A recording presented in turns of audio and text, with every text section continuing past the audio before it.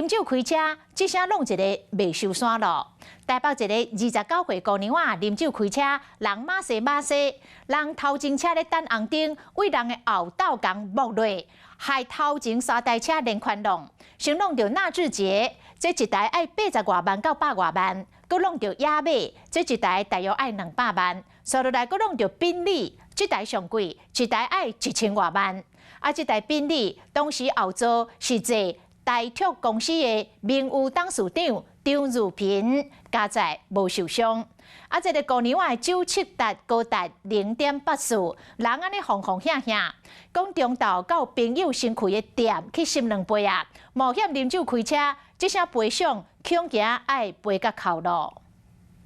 轿车慢慢啊驶，想袂到和后壁车弄一个规台车，害一个真大下，规拢失控，连续弄到头前3台车。潮水白色的轿车车头害了了，无过避龙的进口车，这个后斗歹去，零件嘛得甲满世界。其中一台进口车后座坐是台铁的营务董事长张如平。他卡在里面了，一个送医院，一个在这里，你就后面啊，但是并地随便一个保杆就99万了。在店内底咧，我连绑来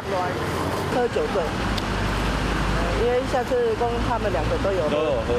原来一个姓杨的女性加姓黄的女性，伫昨下晡为朋友店内啉完酒了后，赛车经过台北市提顶大道2段时，前后弄到3台车，佫捌掉伫车内。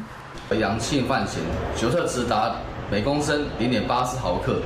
全案将2嫌依公务刑罪及顶替罪嫌移送台北地检署侦办。不要去羡慕别人，不要去嫉妒别人，你就是要自己好好的做你自己该做的事情。伊就是这摆车祸受害车主之一的台铁营务董事长张如平，出身屏东出名的政治世家，因老爸较早捌做过屏东县长。伊今年70岁，还未60岁时，也就是伫2013年就将公司交予后一代。第二代更加创立精品肉铺，佮拍入食物肉的市场，少年人真介意。这个案件还有案外案，这个姓杨小姐啉酒驶车出车祸，第一时间佮找车顶的朋友替伊食罪，罪加以顶。毋若被依照公共危险罪上班，还佮烦恼要安怎甲人赔。华视新闻看起来，赶快订阅我们的华视新闻 YouTube 频道，欢迎按赞、订阅、开启小铃铛，最新最及时的资讯要提供给你。